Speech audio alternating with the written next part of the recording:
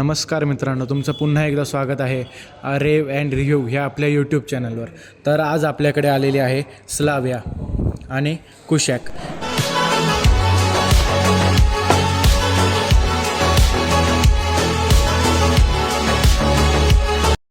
18 तारीख आहे.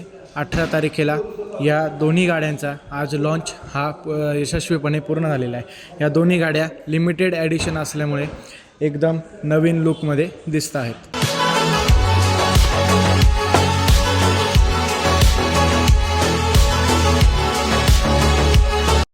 तर आता आपण वळूयात स्लाव्याकडे वळताना आपण तिचं पहिले हेडलाईट बघूयात.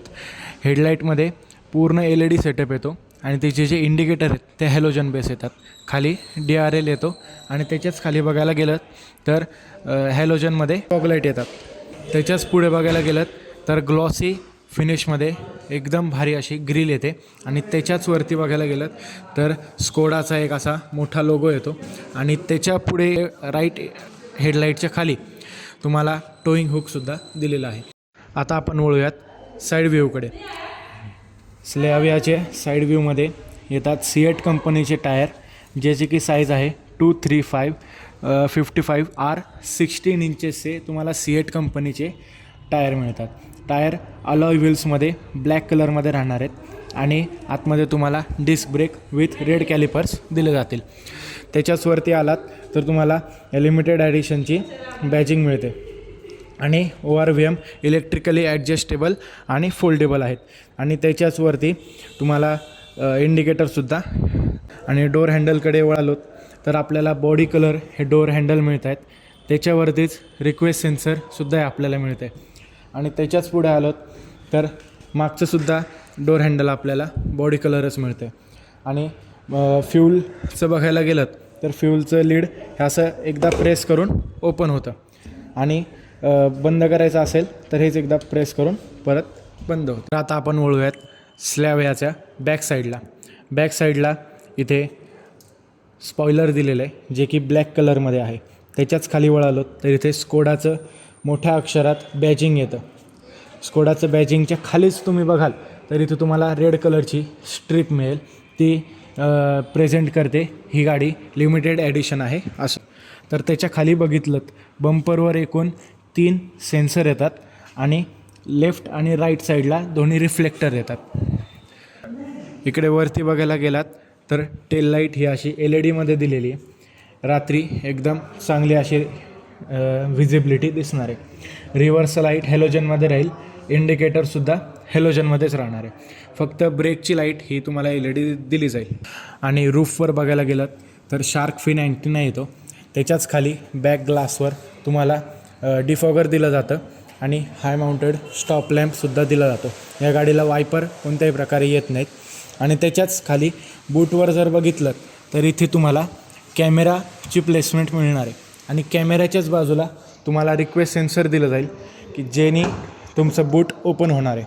या गाडीमध्ये एकूण 512 लिटरचा बूट स्पेस दिला जातो आणि खाली एक हॅलोजन बेस लाईटसुद्धा दिला जातो. तर आता आपण वळूयात ड्रायव्हर साईड डोअरकडे. बरीच वाईड ओपनिंग आहे ड्रायव्हर साईड डोअरची. तर इथे तुम्ही बघितलं तर तुम्हाला ऑल 4 पॉवर विंडोज मिळणार आहेत. इथे विंडोजचे लॉक करायचं सिस्टीम मिळणार आहे आणि इलेक्ट्रिकली ॲडजस्टेबल आणि असं खाली पुश केलं की फोल्डेबलसुद्धा मिळणार आहे. आणि त्याच्याचवरती बघितलं तर हे तुम्हाला डोअर हँडल मिळणार आहे, जे की क्रोम फिनिशमध्ये. असं आपण वळूयात ड्रायव्हर सीटकडे. ड्रायव्हर सीटची ही ॲडजस्टमेंट इलेक्ट्रिकली असणार आहे.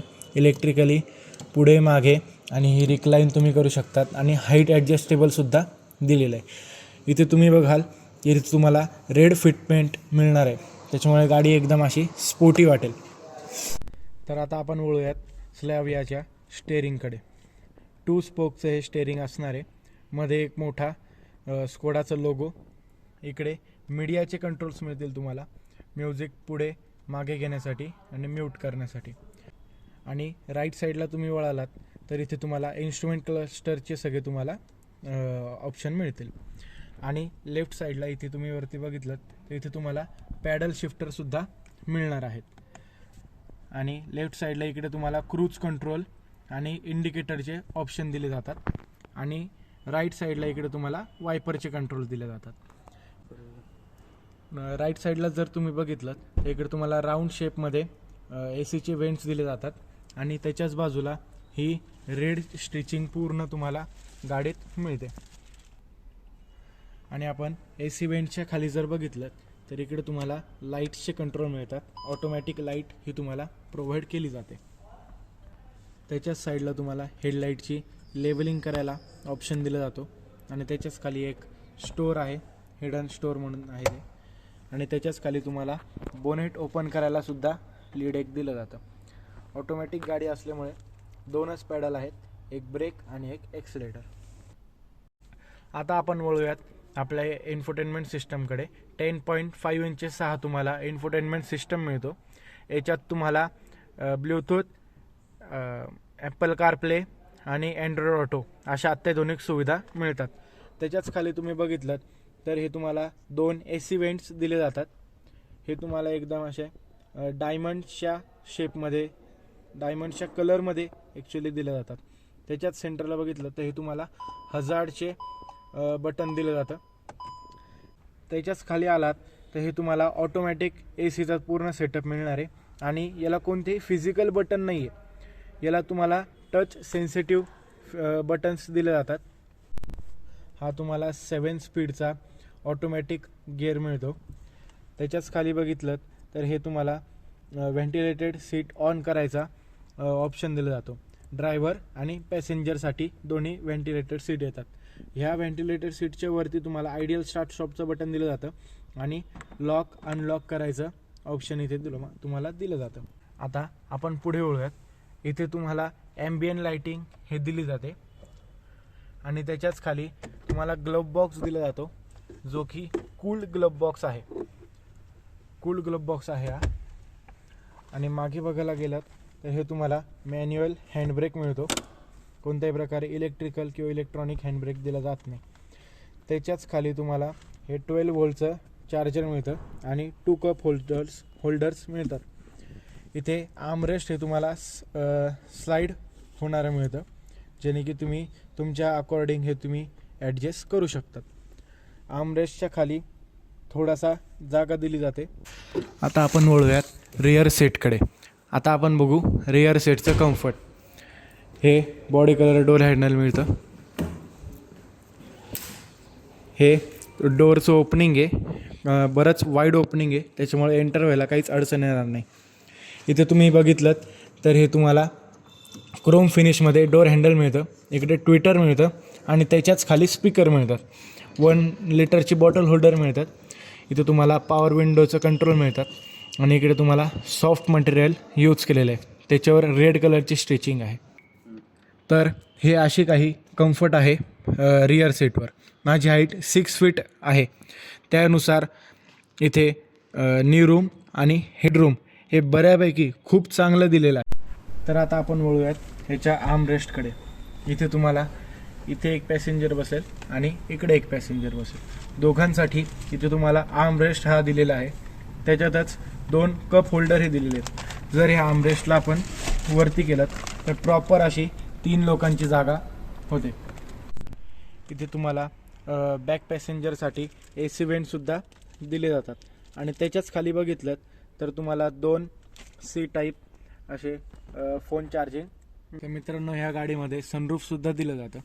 सनरूफचा जो फ्लॅप आहे तो आपण मॅन्युअली ओपन करावा लागतो आपल्याला. आणि सनरूफची जी ग्लास आहे ती ऑटोमॅटिक ओपन होते, ज्याचे कंट्रोल आपल्याला पुढे मिळतात. आत्ता गाडी ऑफ असल्यामुळे ते होणार नाही सनरूफ ओपन, पण ते सनरूफची जी ग्लास आहे ती ऑटोमॅटिक ओपन होते. तर मित्रांनो, आता आपण वळूयात स्लावियाच्या इंजिनकडे. इंजिनला ॲक्सेस करायला असं बोनेट ओपन करावं लागतं. याला कोणत्याही प्रकारे हायड्रॉलिक नाही दिलेले. याला एक स्टिक आहे, ती त्याच्यात टाकावी लागते.